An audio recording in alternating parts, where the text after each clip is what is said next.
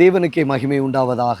எனக்கு அன்பான கர்த்தருடைய பிள்ளைகளே, தேவ ஜனமே, தேவனாகிய கர்த்தர் இந்த நாளிலும் உங்களோடு கூட ஆண்டவர் பேசுவாராக. உங்களையும் உங்களுடைய குடும்பங்களையும் கர்த்தர் வர்த்திக்க செய்வாராக.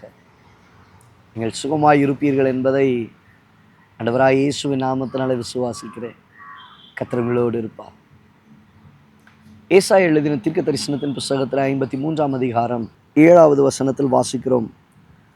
அவர் நெருக்கப்பட்டும் ஒடுக்கப்பட்டும் இருந்தார், ஆனாலும் தம்முடைய வாயை அவர் திறக்கவில்லை. அருமையான ஒரு வார்த்தை. ஆனாலும் அவர் தம்முடைய வாயை திறக்கவில்லை.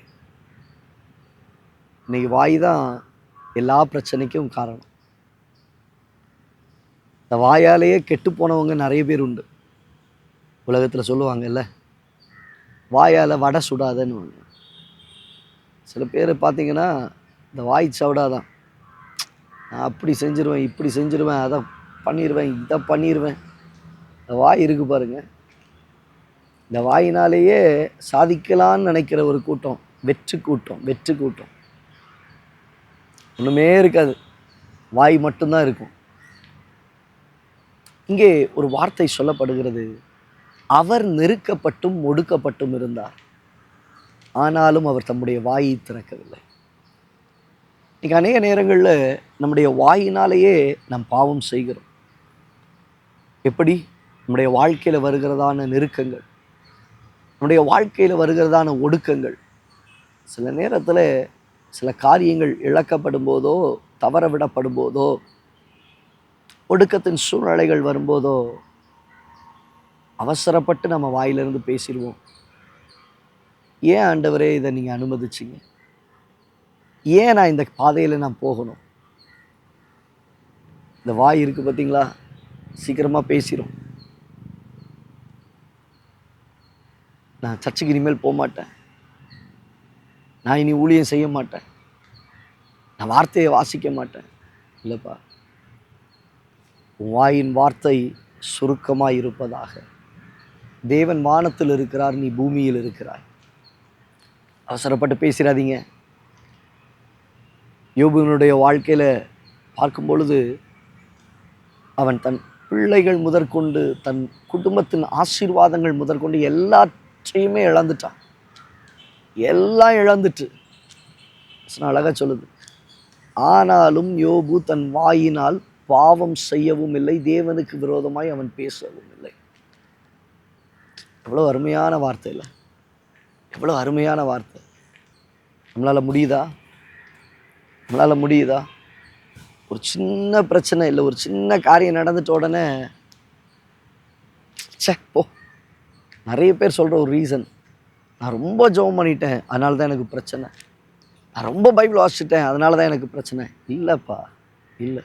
நீ ஜெபம் பண்ணதுனாலையோ வேதம் வாசித்ததுனாலையோ பிரச்சனை இல்லை. அந்த பிரச்சனைக்குள்ளே நீ உன்னை அனுமதித்து கொண்டாய்.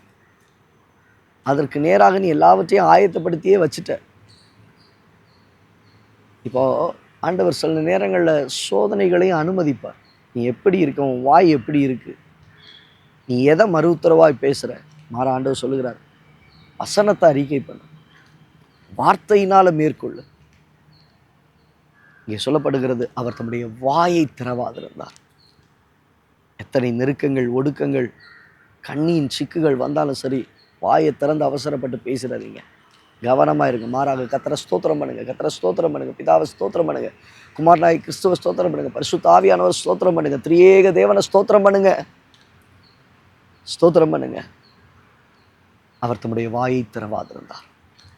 வார்த்தை தொடர்ச்சி அழகாய் சத்தமிடாதிருக்கிற ஆட்டை போலவும், தன்னை மயிர் கத்திரிக்கிறவனுக்கு முன்பாக கொண்டு போகப்படுகிறதான ஆட்டை போலவும் அவர் தம்முடைய வாயை திறவாதிருந்தார். கொண்டு போகப்படுறது தெரியும், வெட்டு போகிறதுக்கு தான், கசாப்பு கிடைக்குதான்னு தெரியும், ஆனாலும் தன் வாயை திறவாதிருந்தார். மௌனமாக இருங்க. எரியோ கோட்டையை சுற்றுறதுக்கு முன்னாடி, அதை வீழ்த்துகிறதுக்கு முன்னாடி ஆண்டவர் சொல்லிட்டார், வாயை மூடு, பேசாத. ஒரு நேரம் வரும், ஆர்ப்பரி, ஸ்தோத்திரி, துதி, ஜெயத்தை கர்த்தர் கொடுப்பார்.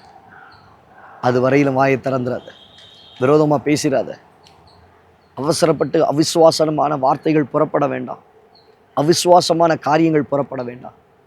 கர்த்தர் உங்களோடு கூட இருப்பார். கண்களை மூடி ஜெபிக்கலாமா? நல்ல தகப்பன், இந்த வார்த்தைகளை கேட்ட உடைய பிள்ளைகளுடைய வாழ்க்கை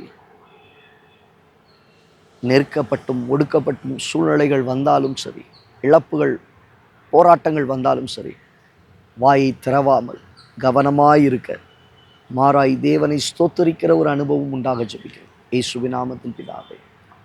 அந்த பிள்ளையே, அவசரப்பட்டு வாயை திறந்துடாதீங்க, விரோதமாக பேசிடாதீங்க, விரோதமான வார்த்தைகள் உண்டாக வேண்டாம். மாறாய் கர்த்தரை ஸ்தோத்திரம் பண்ணுங்க, கர்த்தரை துதிங்க, ஆராதிங்க. எதிர்த்து பேசிடாதீங்க, அவிசுவாசமாக பேசிடாதீங்க, விரோதமாக பேசிடாதீங்க. God bless you. God bless you.